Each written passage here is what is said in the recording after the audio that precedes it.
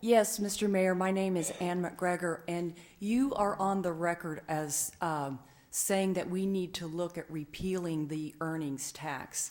According to the paper, property taxes would have to go up 1,000% in order to compensate for the lost revenue.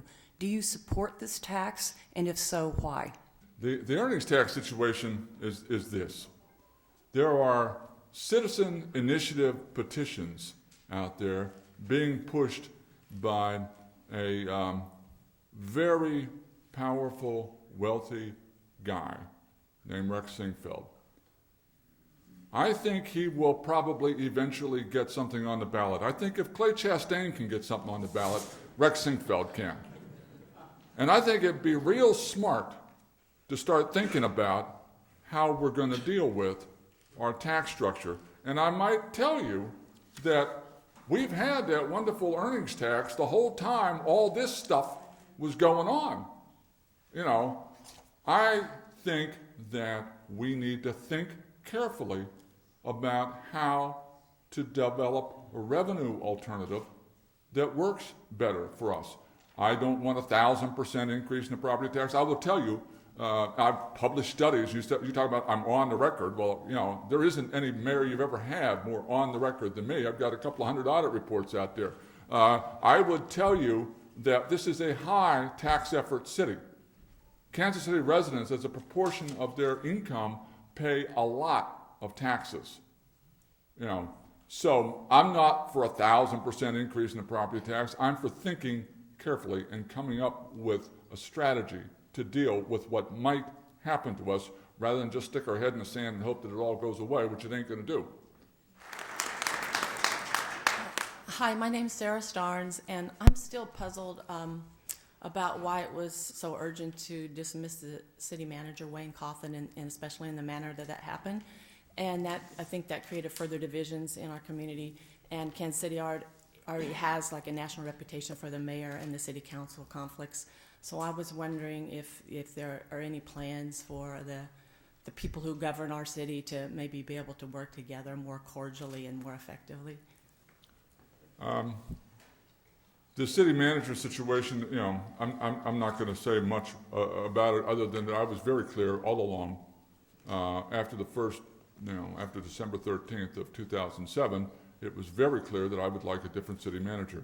And when I had enough votes to get a different city manager, I did. I wish it would have been nice and smooth and neat, but that's not the way it works actually in the real world politically. In terms of relationship between council members and I, frankly, I think it's fine.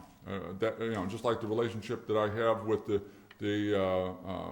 legislators in Jeff City, there's only one newspaper, and they're going to say whatever they want to say.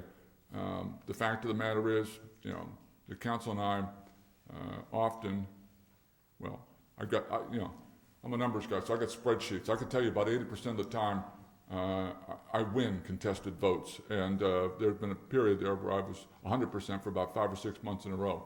So I think you look at Congress, you look at any state legislature, this is democracy, and it gets messy. Thank you.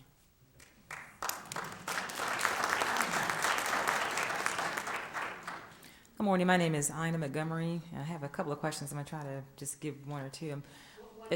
I'm sorry, just one. Okay.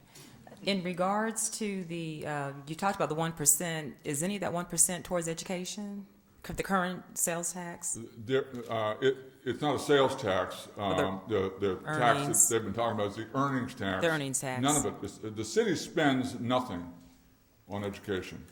There is, as I said, they are separate units of government. We have no connection, no formal official connection to all of our various public school districts. So the city doesn't spend a dime of city money on education. Were you planning at some point for any of the TIF money to go towards education? I'm sorry, ma'am, I don't understand. The TIF money, the debate that's been going on in regards to not About having TIF? anybody in regards to education on that committee, so that some of the funds can maybe go towards funding education. Because it seems like in the short period we have between now and April, I'm just looking at the long list of things that you mentioned and just curious how these things, the Schools First is going to get funded over the next 12 months. Well, I think it's going to get funded because I think we're going to, we're going to pass the various pieces. I mean, we're going to, I believe that. You would hope that you're hoping that it will be passed. Okay, please, Yeah. you've had your turn, let's hear Yeah. Okay. Well, he didn't answer the question. In what you proposed, I have some concerns about the faith-based schools being included. I mean, there is separation of church and state, and if you do include these faith-based schools, are they going to have to be approved, ones that are approved by their state, their curriculum? Because some of these faith-based schools, I don't think their curriculums are approved. Ma'am, I mean, I'm not going to touch the curriculums of any of the schools. What I'm talking about is the improvement of city assets, a city asset outside of the school. So sidewalks and curbs and gutters and so on and so forth. And yes, there's no issue. I mean, there's no issue of church and state when you're fixing what we're meeting our responsibilities. But if we tear down a But you dangerous talked building about providing crossing guards and such Okay, just one. on public streets, for the schools. Morning, Mr. Mayor. good morning. I'm Harris Wilder. You have previously stated that you are willing to live by the opinion of citizens through the citizen surveys that have come out. What is your reaction to the fact that in the latest citizen survey, support for your administration is at 16%? I don't think there's a question on there that says, do you support the Mayor Funkhouser's administration? In fact, I'm sure there's not. Good morning, Mr. Funkhouser. My name is Kylene Carroll, and in your plan, do you support gateways and innovative infrastructure so that our diverse communities can more interact with each other and exchange ideas and utilize the wonderful services that we have, such as the Kemper Art Museum and the already great assets that we have in our community, and exchange ideas and flow of commerce? As a person who's running for school board and somebody who's taught in the schools, I know the necessity for our students to be able to engage with all aspects of our community and utilize those existing resources. So do you plan to support new gateways and innovative infrastructure? Thank you for answering the question. I'm a mayor who's going to provide infrastructure, services, police, fire, sidewalks, and so forth. I'm not going to mess with any particular education program.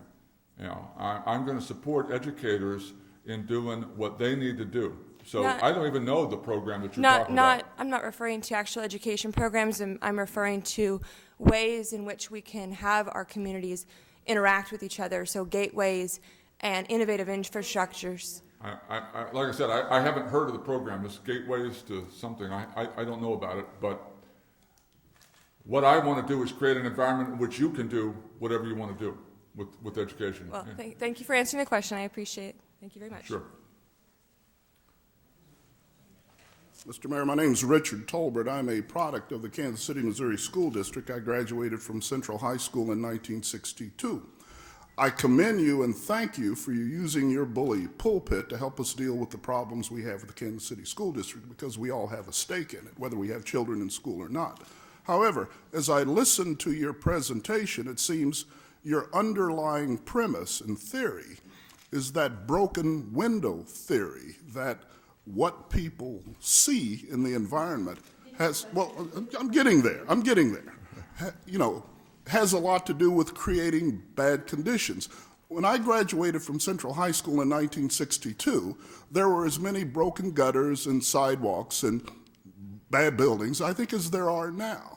And when I graduated from Central in 62, it was a well-regarded school district. My question is, are you sure that the broken window theory is the right premise to use in approaching what you can do to help the Kansas City School District? Thank you. I think the broken windows theory is well supported in terms of crime and disorder and fear of crime. I think, again, I'm going to support the folks who run for the school board and who win. I'm going to support the superintendent. I'm going to support the teachers. I'm not going to try and fix education. I'm going to try and do my share of the job, which we have not been doing at all.